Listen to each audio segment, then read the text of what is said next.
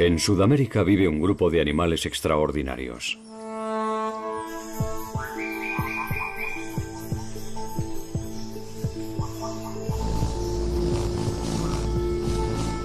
Son unos de los seres vivos más espectaculares del planeta.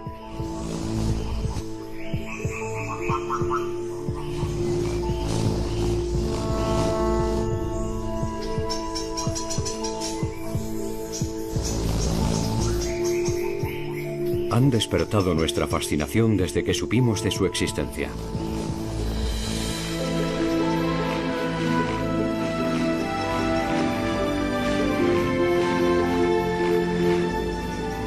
Se trata de los colibríes. Sus brillantes colores y su maestría en el vuelo son inigualables.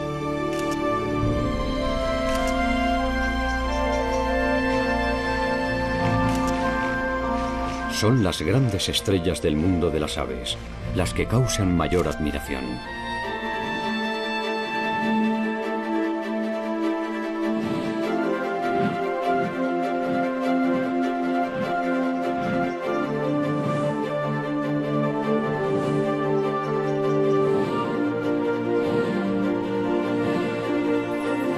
Los colibríes, preciosos mensajeros. ¿Qué sabemos sobre estas extraordinarias aves? En primer lugar, que son diminutas. Unas liliputienses en las manos de quien las estudia, y son de los animales de sangre caliente más pequeños de la Tierra.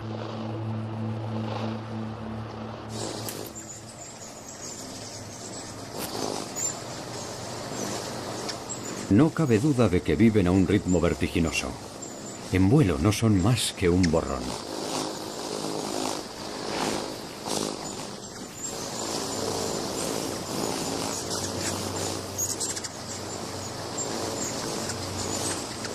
Para poder empezar a estudiar la acelerada vida de estas pequeñas aves, primero hay que ralentizarlas.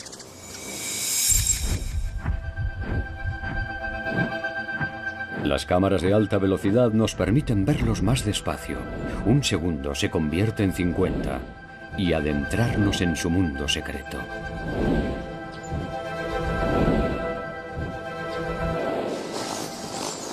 Buena parte de sus hábitos siguen siendo un misterio para nosotros. Lo que sí sabemos es que se alimentan del néctar de las flores, que es el combustible de su frenético batir de alas. Y que solo se encuentran en el Nuevo Mundo. La mayoría viven en Sudamérica, que es donde comienza nuestro relato.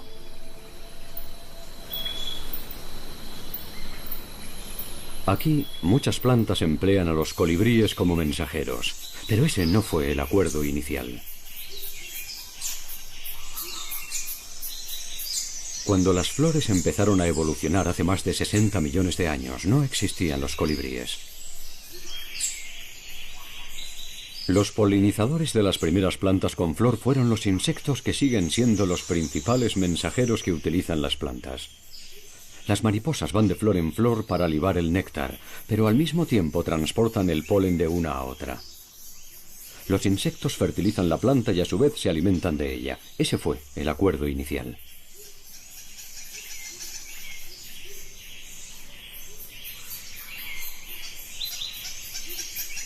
Esta relación entre las plantas y los insectos ha sido larga y fructífera. Pero, pasado el tiempo, algunas plantas prescindieron de estos mensajeros. La explicación la encontramos en las montañas boscosas de Sudamérica. Un paisaje de mañanas frías y húmedas.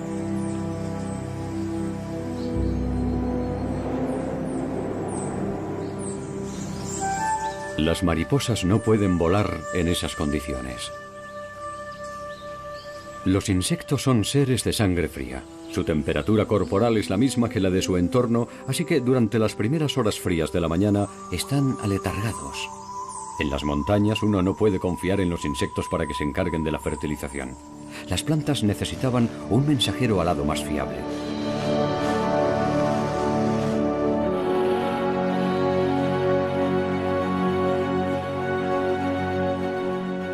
Es posible que nunca sepamos con certeza dónde se produjo este cambio de mensajeros, pero sería en algún lugar de Sudamérica, tal vez en la antigua meseta brasileña, donde las plantas encontraron un nuevo aliado.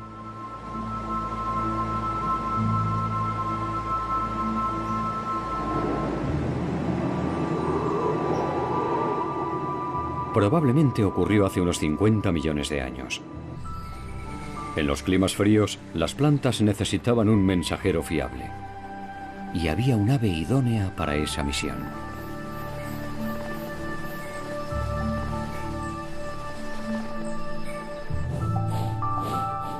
Es posible que aquella ave que encontró una nueva forma de alimentarse fuera como este ermitaño picosierra. Se cree que ese antepasado de los colibríes se alimentaba de insectos y arañas y que tenía un pico ancho con el que atrapaba a sus presas.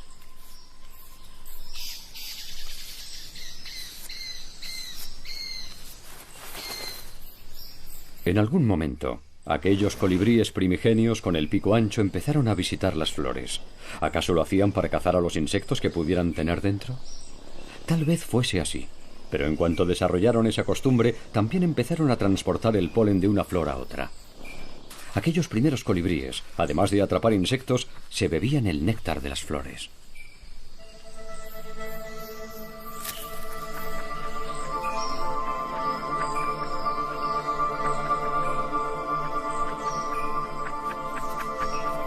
Eran aves bastante grandes y algo torpes volando, y tenían un pico grueso.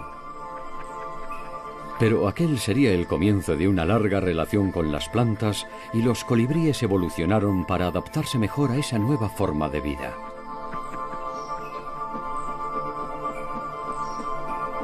Durante millones de años, el pico se les fue afinando y haciendo más ligero para que pudieran alcanzar mejor el preciado néctar.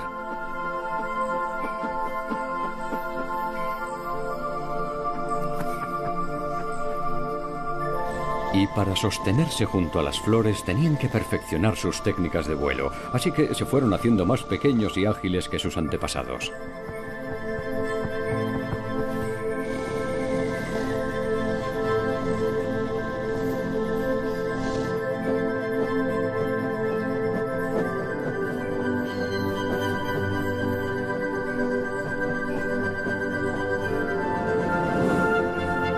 Ahora que tenían un pico más estrecho, desarrollaron también una lengua larga que pudieran introducir en las flores para libar el néctar con facilidad. Para llegar al néctar hay que hacer un gran gasto de energía, así que los colibríes tuvieron que reducir mucho su peso. Las patas se les afinaron tanto que ya no podían andar ni saltar. Solo les sirven para posarse en las ramas de los árboles. Pasaron a tener que vivir en el filo de la navaja, administrando muy bien sus energías.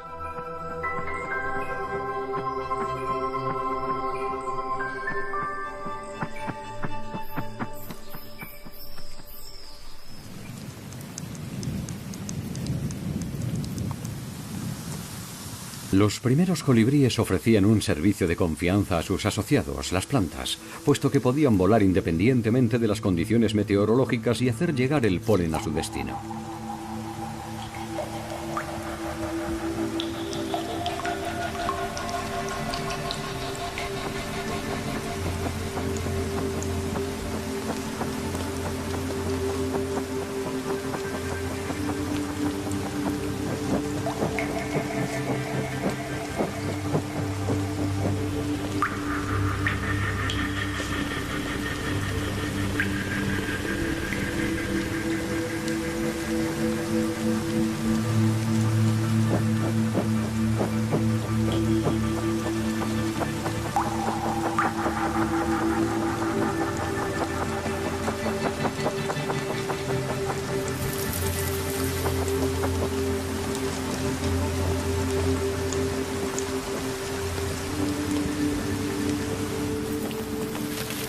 Durante millones de años, los colibríes fueron generalistas, porque se alimentaban de una gran variedad de flores. Y muchas plantas se asociaron con estos nuevos polinizadores. En la actualidad hay más de 8.000 plantas distintas que dependen de estas aves para su reproducción.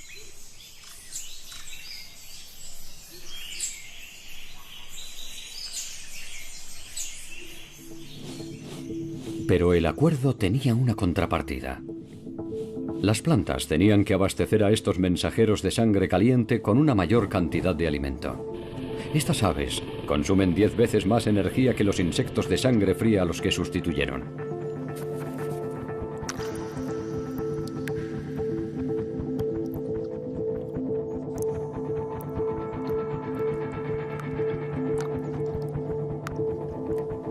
Un colibrí liba una cantidad diaria de néctar superior a su peso corporal. Y las flores de las que se alimentan deben producir una enorme cantidad del preciado líquido para tener satisfechos a sus mensajeros.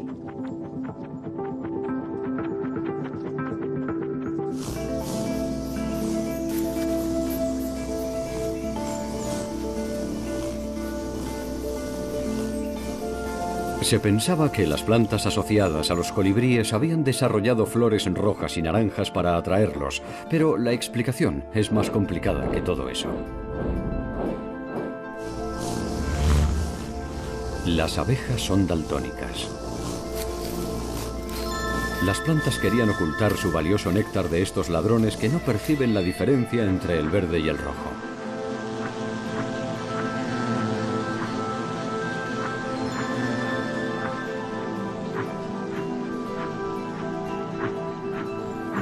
Y a la vez, hacer sus flores bien visibles para sus nuevos polinizadores. Los colibríes también tuvieron que pagar un precio. Otro de los cambios que las plantas experimentaron para proteger el néctar de los insectos fue que las flores pasaran a ser estrechas y alargadas y a brotar en los extremos de las ramas. Para poder alcanzarlas había que ser capaz de volar con suma precisión. Los colibríes tenían que poder quedarse suspendidos en el aire y para eso había que emplear muchísima energía. El néctar es un alimento muy energético, pero para obtenerlo tienen que consumir gran parte de esa energía, de modo que desde ese momento los colibríes se han visto obligados a aprender a administrar muy bien sus fuerzas. La capacidad de mantenerse en el sitio con total precisión es exclusiva de los colibríes. Son las únicas aves con esa habilidad. Aunque el mielero común, de un tamaño similar, lo intenta.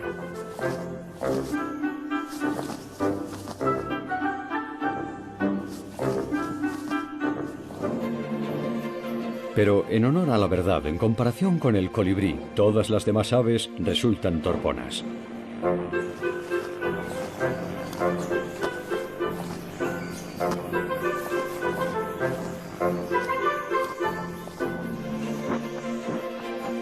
El secreto se esconde en la forma de volar de los colibríes.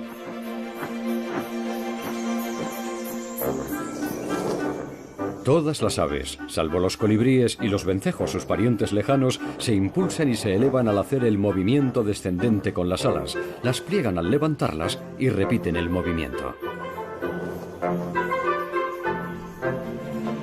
Los colibríes mantienen las alas estiradas, sin doblarlas, y las mueven desde el hombro, girando de forma que el aleteo en ambos sentidos proporciona impulso y sustentación.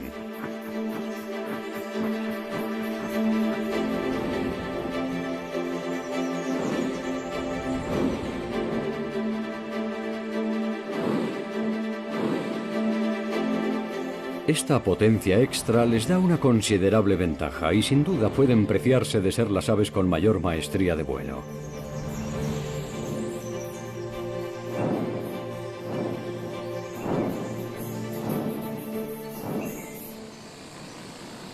Hasta hace muy poco no tenían rival.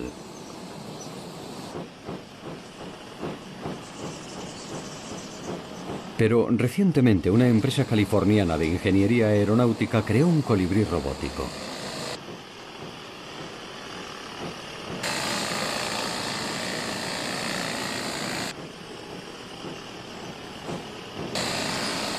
Vuela igual que los colibríes de verdad, impulsándose con el aleteo en ambos sentidos. Es un avance realmente extraordinario. Es tan realista que engaña a sus congéneres de carne y hueso.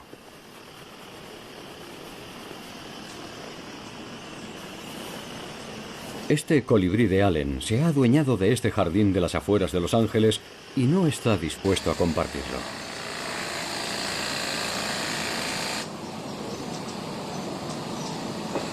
La gota que colma el vaso es ver que el colibrí robótico se acerca al comedero.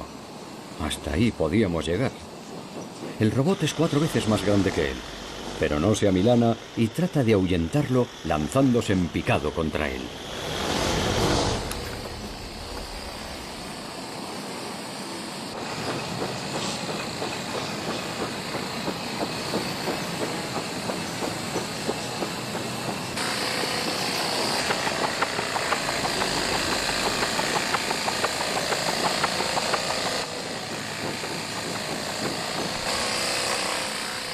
El robot funciona con una batería y solo tiene unos minutos de autonomía. En cambio, el colibrí de carne y hueso puede mantenerse en el aire durante horas.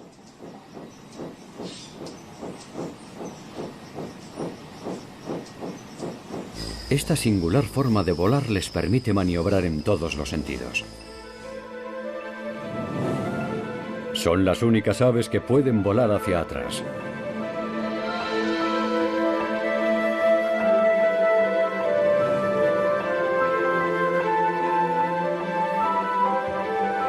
Girar sobre sí mismos e incluso darse la vuelta y volar hacia abajo.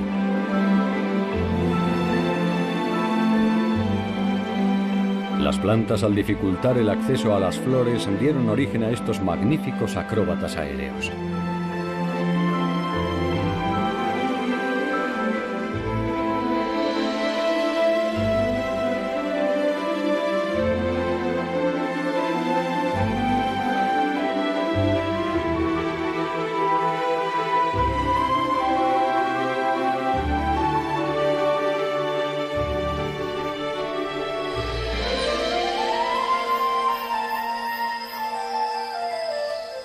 Pero este virtuosismo en el vuelo requiere mucha energía.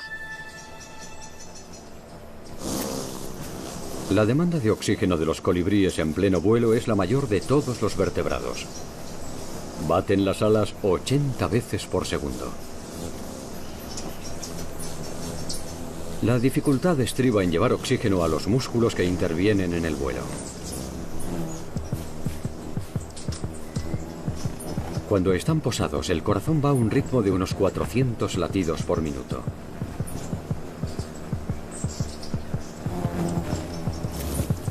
En vuelo, pasan a ser 1200 pulsaciones por minuto, porque el corazón está bombeando sangre oxigenada a los músculos de las alas. Y cuando se sostienen en el aire, el corazón se expande y late aún más rápido para bombear más sangre con cada latido. En esos momentos la sangre circula por todo el cuerpo, del corazón a los pulmones, otra vez al corazón para ir a los músculos y de vuelta al corazón en menos de un segundo. Viven al límite de lo posible. Son voladores de élite con necesidades extremas. No es de extrañar que cuando no están volando o alimentándose, se dediquen a descansar y conservar energía.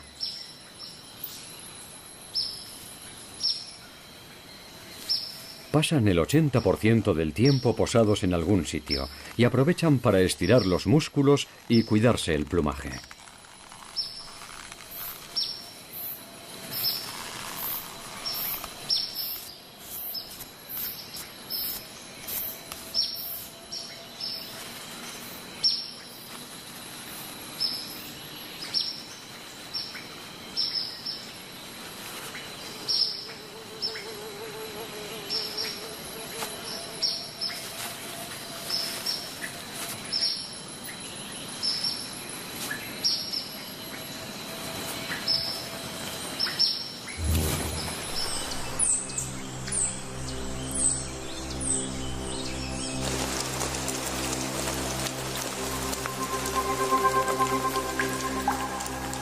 La lluvia les da la oportunidad de limpiarse y cepillarse bien las plumas. A diferencia de los insectos, a los colibríes les encanta la lluvia y en cuanto los cielos se oscurecen, estas diminutas aves se apresuran a buscar una hoja en la que darse un buen baño. Este mielero común se asea con deleite.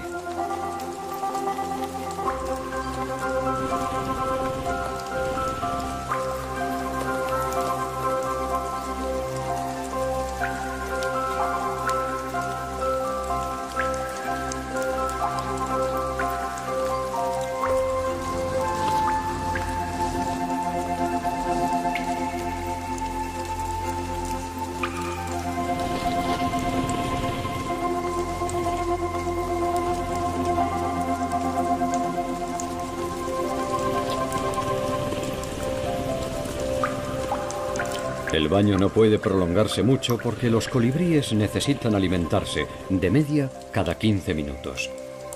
Si no, morirían de hambre en cuestión de unas pocas horas. Debido a su precario equilibrio energético, para estas aves es importantísimo no malgastar tiempo visitando flores que ya no tengan néctar. ¿Es posible que sean capaces de recordar las flores que ya han visitado? Puede parecer fácil cuando no hay más que un pequeño racimo de flores. Pero ¿cómo apañárselas ante un lapacho cargado de ellas? Pues hasta en un árbol como este, los colibríes son capaces de recordar las flores que han visitado. Una verdadera hazaña para el cerebro de un pajarito. Las plantas han cambiado la morfología y fisiología de estas aves, su tamaño, su forma de volar y su metabolismo hiperactivo. Pero los colibríes no pueden vivir alimentándose solo de néctar. También necesitan proteínas, que gracias a sus habilidades acrobáticas cazan al vuelo con total precisión. No siempre lo consiguen, pero tienen un índice de acierto bastante alto.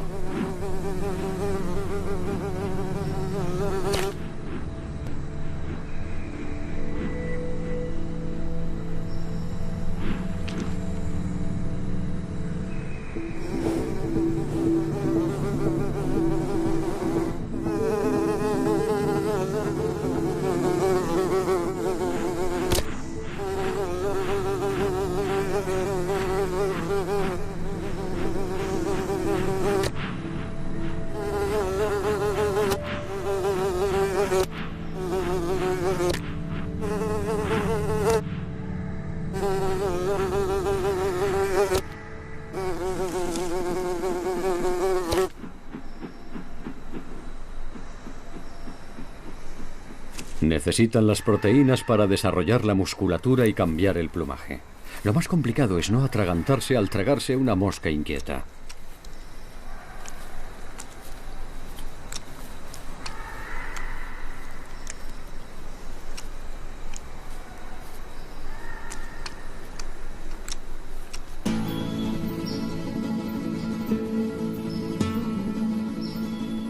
Los colibríes son extraordinarios en muchos sentidos, pero como cualquier otra ave, necesitan aparearse.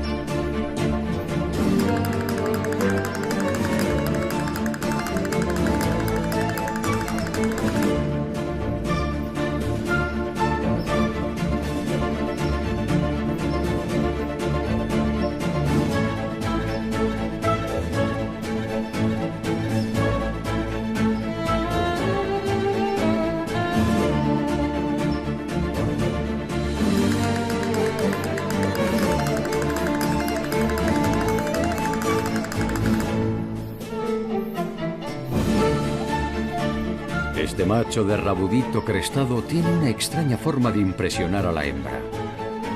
El cortejo dura tan solo unos segundos y nos había pasado desapercibido hasta que hemos podido observar su singular belleza con la tecnología de las cámaras de alta velocidad.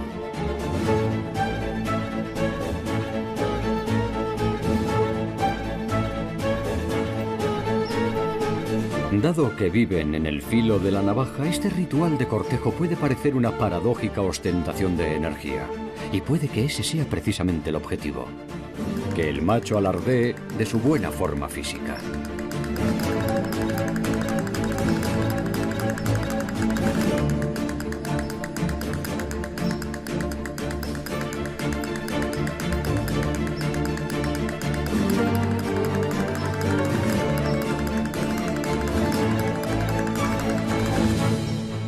Pese a que el macho ha puesto todo su empeño y sus energías, esta hembra no parece estar impresionada.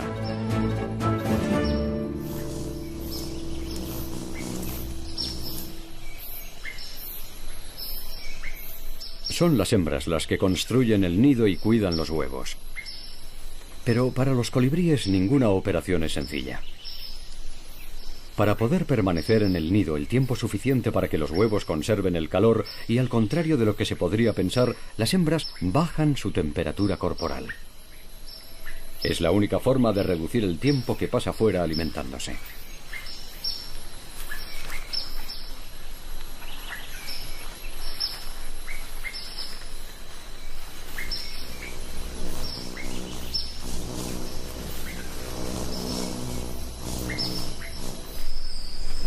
El momento más peligroso de la vida de un colibrí es su etapa como polluelo.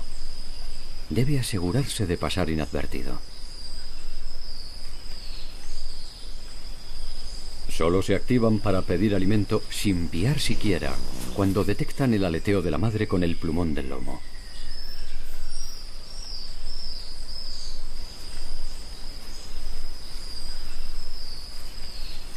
La hembra alimenta a los polluelos con una mezcla de polen, néctar e insectos.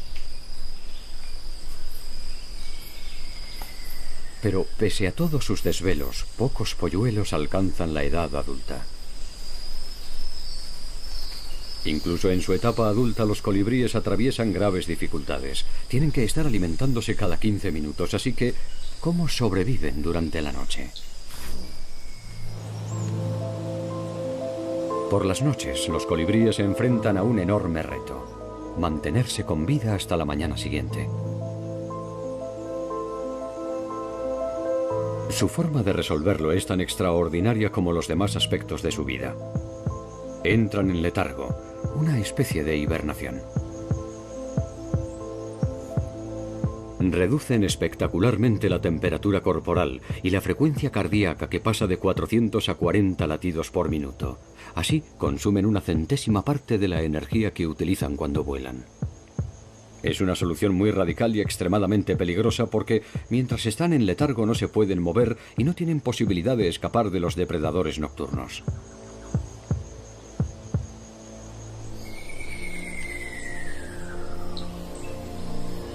Al amanecer empiezan a agitarse y a ir entrando en calor.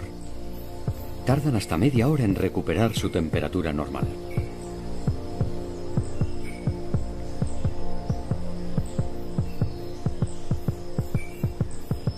La única posibilidad que tienen los colibríes para poder ver un nuevo día es recurrir a estas medidas extremas.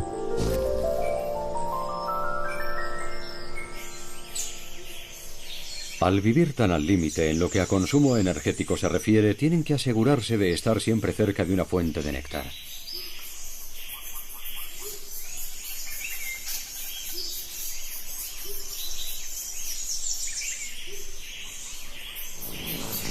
O lo que es lo mismo, tener un buen puñado de flores bien vigilado en todo momento.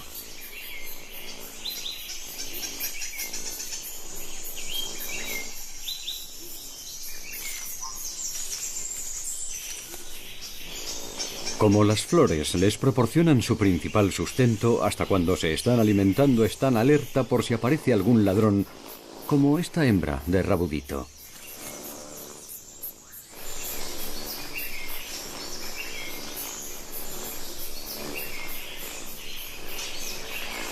En la mayoría de los casos, cuando el intruso ve que el legítimo propietario del territorio se enfrenta a él, se retira sin plantarle cara.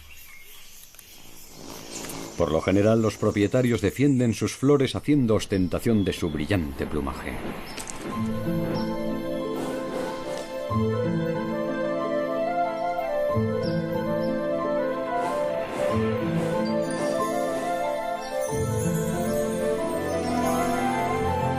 Las plumas de los colibríes son de una iridiscencia espectacular.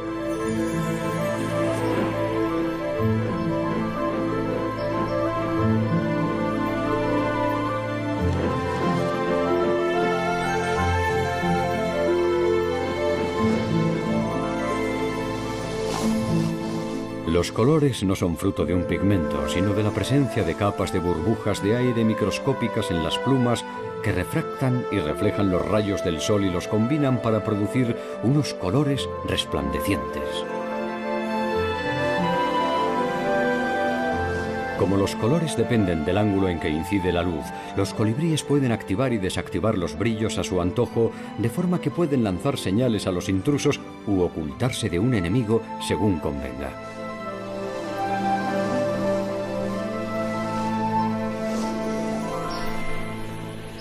Si esa señal de advertencia falla, empezará la pelea. Pese a su tamaño, no son unas joyas frágiles y exóticas, sino unos combatientes muy agresivos. Es una cuestión de vida o muerte. Están defendiendo su preciada fuente de néctar.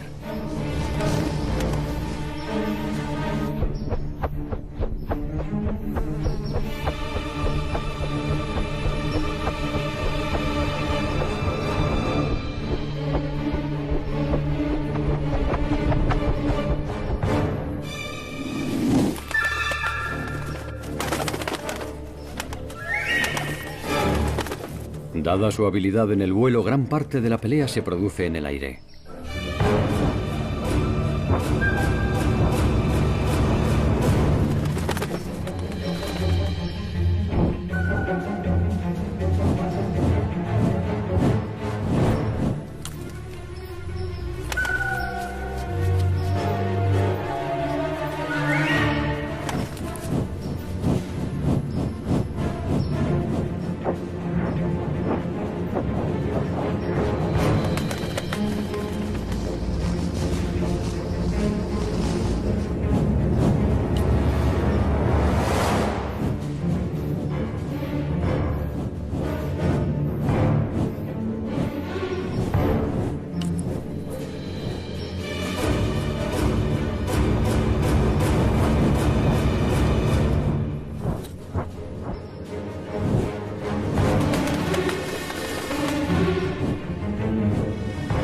Estas batallas aéreas son luchas por el control de las flores porque sin un territorio bajo su dominio, los colibríes corren el riesgo de morir.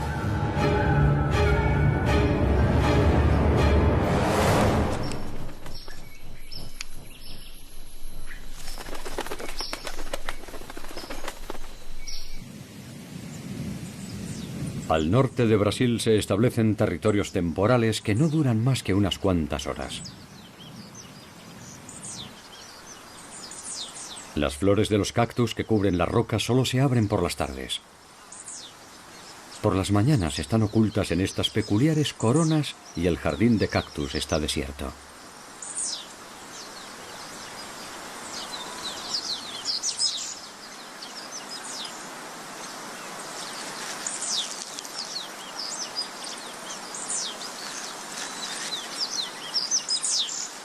Pero cuando las flores se abren, los colibríes aparecen como por arte de magia.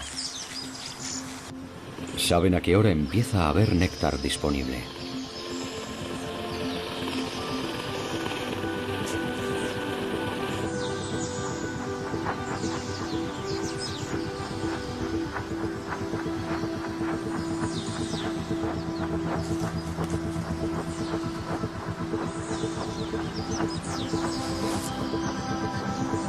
Las aves se deleitan con el espléndido banquete de néctar y cuando terminan, el polen se les queda pegado al pico y así lo llevan a otras flores.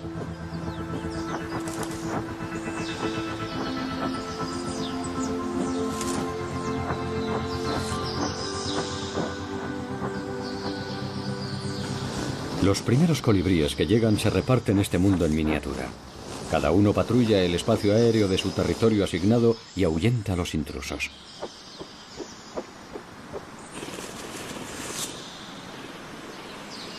Los propietarios temporales de esta zona de cactus no tienen miedo a nada. Se atacan entre sí y hacen caso omiso de un lagarto mucho más grande que ellos. Pero cuando los visitantes son abejas y avispas, la cosa cambia. Se retiran, son demasiado pequeños y una picadura tendría consecuencias mortales.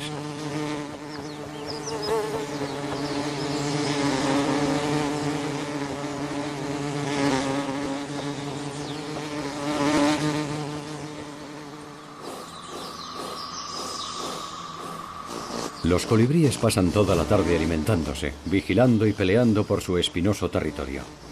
Cuando el sol se empieza a ocultar, van yéndose poco a poco para regresar la tarde siguiente.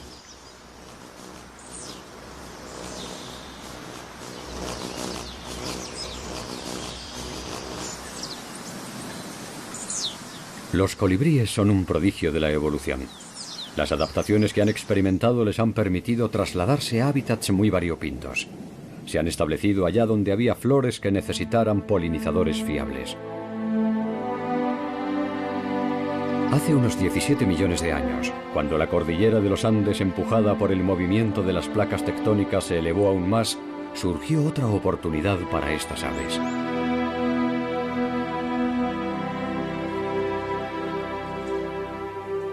La cadena volcánica superó los 5.000 metros de altura por encima del territorio ancestral de la meseta brasileña, y allí se crearon hábitats nuevos. Las condiciones eran todo un reto. A tan vertiginosas alturas hay menos oxígeno y el aire está menos comprimido. Es menos denso.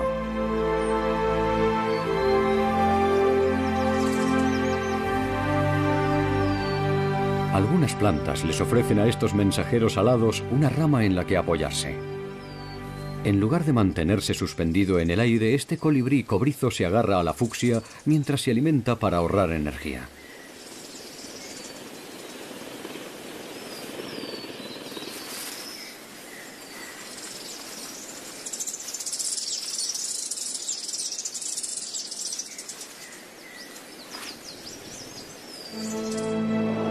Otras especies han encontrado otras formas de adaptarse a la vida en la alta montaña. El colibrí gigante tiene las alas mucho más grandes. Como el aire es menos denso, necesita más superficie. Además, mueve las alas describiendo un arco bien amplio para crear más sustentación. Cada vez que las acerca, los extremos casi se tocan. El colibrí gigante es el mayor de todos. Pesa lo que un carbonero común y posiblemente el suyo sea el tamaño máximo que un colibrí pueda alcanzar.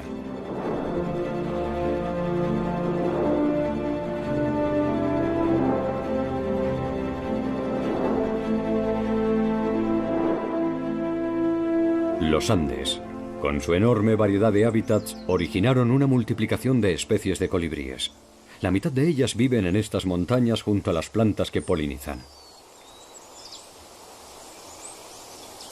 Y algunas de estas plantas han establecido un vínculo muy estrecho con sus mensajeros. Este arbusto es un trompetero, que tiene unas flores enormes. Miden 20 centímetros de largo.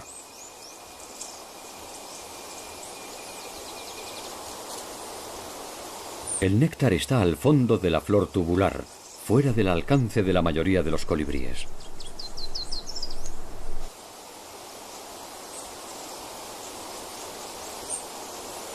Este colibrí pechirrojo no tiene forma de llegar al néctar.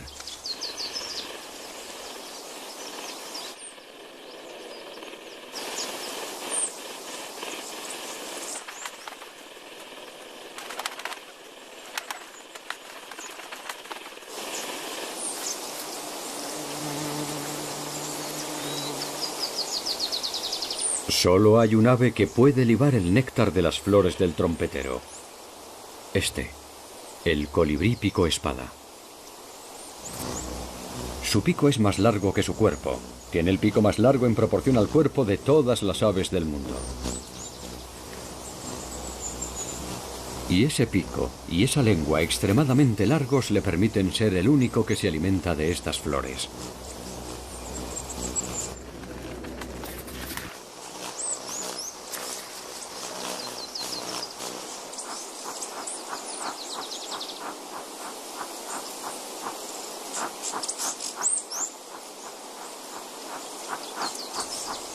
Aunque un pico largo también es útil para otras cosas.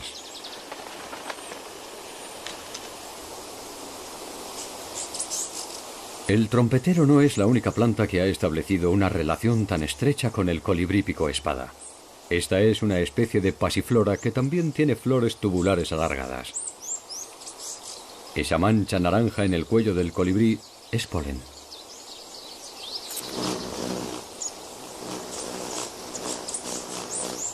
Cada vez que liba el néctar de las flores de la pasiflora, el polen pasa de la planta al colibrí.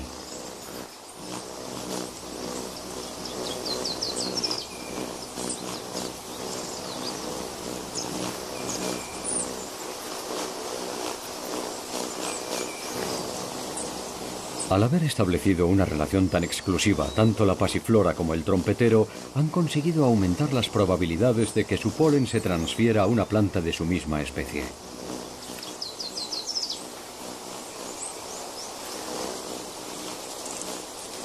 Y el colibrí sabe que el néctar de esas plantas es solo para él. El beneficio es mutuo.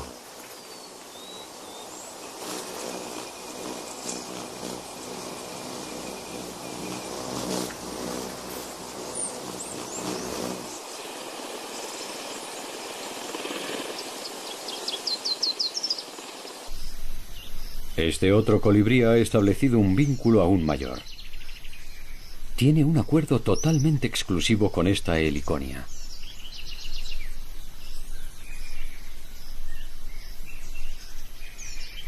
Las flores anaranjadas de esta planta están protegidas. Se ocultan en el interior de las robustas brácteas de color rojo.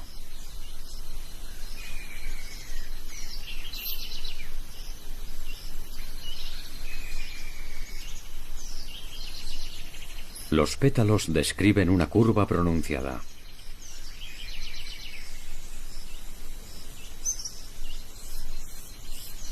Y esta es la única ave que puede alcanzar el néctar.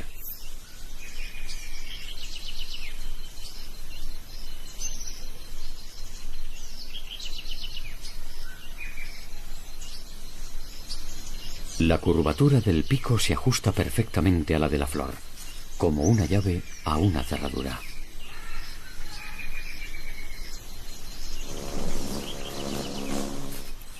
Conforme se alimenta en su jardín privado, el polen se le va adhiriendo a la cabeza. Y cuando va de una flor a otra, las va polinizando.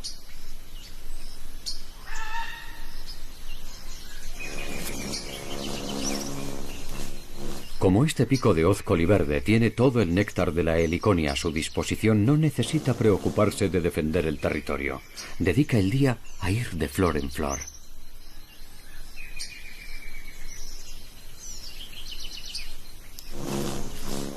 Y como tampoco necesita hacer alarde de que las plantas le pertenecen, su plumaje no es iridiscente, de hecho es bastante soso, solo le sirve para camuflarse entre las flores de las que disfruta en exclusiva.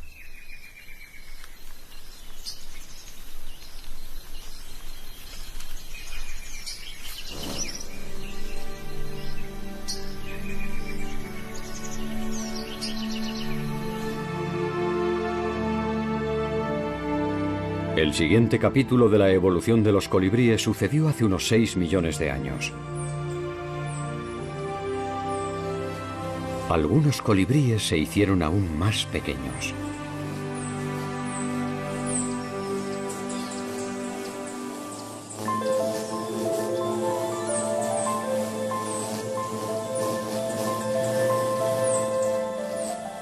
Estos microcolibríes son unos de los seres vivos de sangre caliente más pequeños de la Tierra.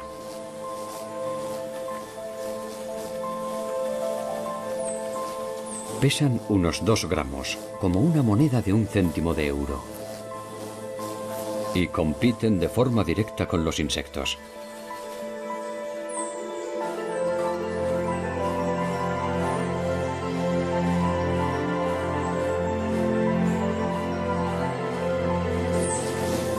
No solo son más pequeños que sus congéneres, sino que tienen un aspecto distinto y no se comportan de la misma manera.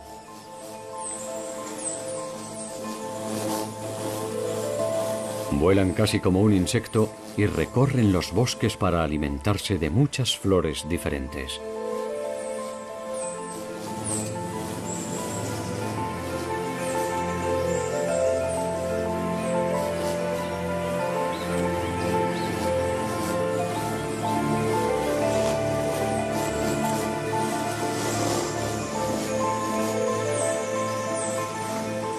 El gran misterio es cómo hacen estos minúsculos pajarillos, como este colibrí de Mitchell, para que no los ataquen los moradores de mayor tamaño.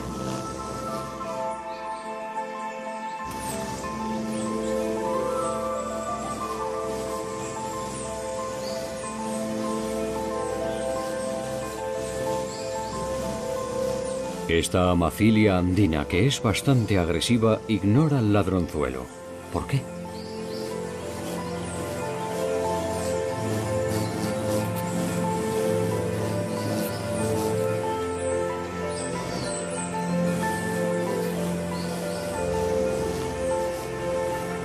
Y lo que es aún más intrigante, ¿Cómo es que el diminuto colibrí de Mitchell no tiene miedo a acercarse al almacén de néctar de la amacilia?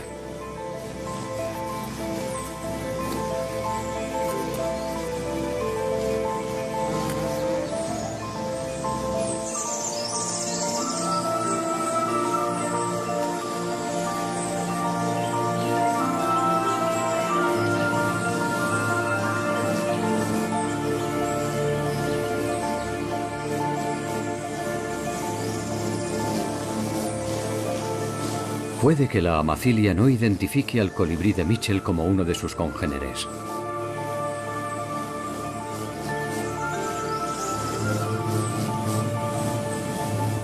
Puede que consiga engañarla gracias a su pequeño tamaño y su forma de volar, que se parece más a la de los insectos.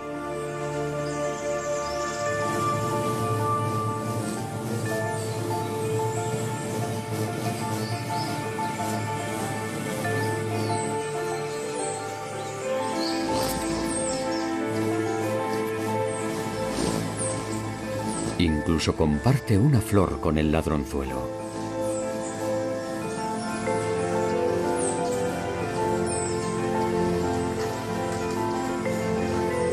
¿Es posible que el colibrí de Mitchell se esté aprovechando del miedo de sus congéneres a las abejas y las avispas? Se cree que este grupo de microcolibríes se originaron en América Central y desde ahí se extendieron hacia el norte. Lo hicieron atraídos por las flores.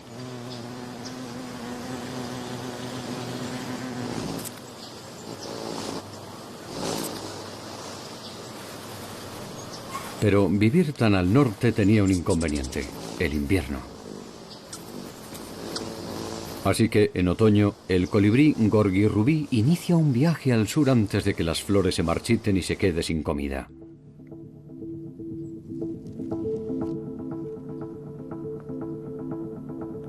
En septiembre ya han llegado a lugares como Rockport en Texas tras haber recorrido más de 3.000 kilómetros desde Canadá. Pero aún les queda lo más difícil.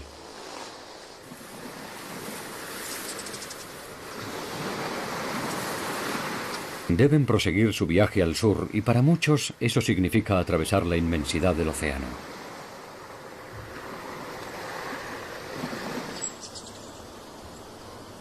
Los habitantes de la zona instalan comederos para ayudarles a afrontar la migración.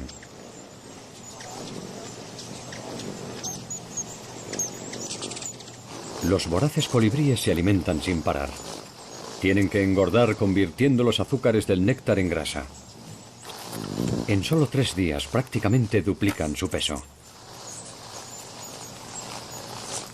Es como si una persona de peso medio engordara 50 kilos solo de grasa.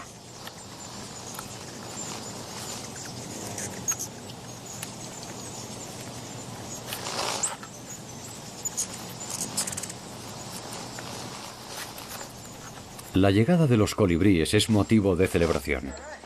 El Festival de los Colibríes de Rockport congrega a muchos curiosos venidos de toda Norteamérica para observar a estos diminutos viajeros.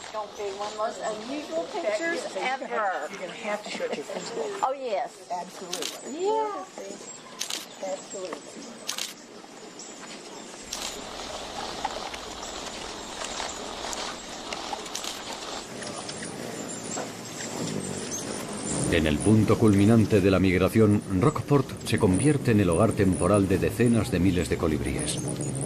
No hay otro lugar en el que se puedan ver tantos colibríes juntos. No cabe duda de que es todo un espectáculo que motiva a algunos a querer dar la nota, por desgracia. Bonito casco.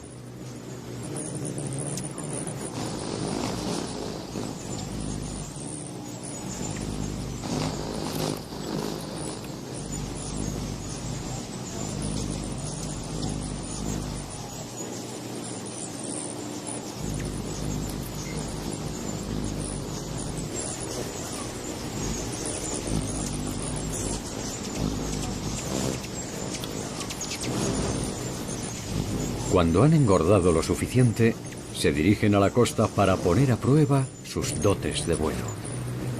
Ha llegado el gran momento.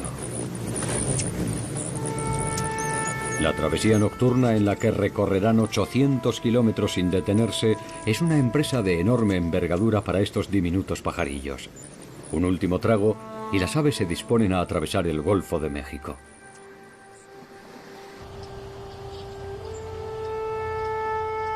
Todavía desconocemos muchos aspectos de esta migración, pero hace poco que un equipo de científicos ha podido hacer un seguimiento de las aves con el radar Doppler del Servicio Meteorológico Nacional de los Estados Unidos.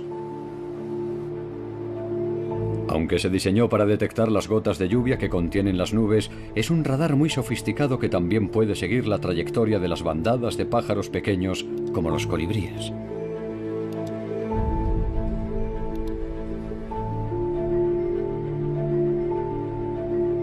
En cuanto salen del alcance del radar, el viaje vuelve a quedar envuelto en misterio.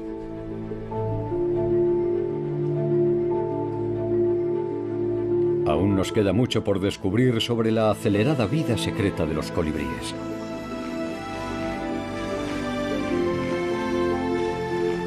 Pero lo que sí sabemos es que son unos de los seres vivos más extraordinarios, coloridos, vivaces y acrobáticos de todo el planeta. Viven al límite de lo posible y son una de las obras maestras de la naturaleza en miniatura. Y todo por ser los mensajeros de las plantas.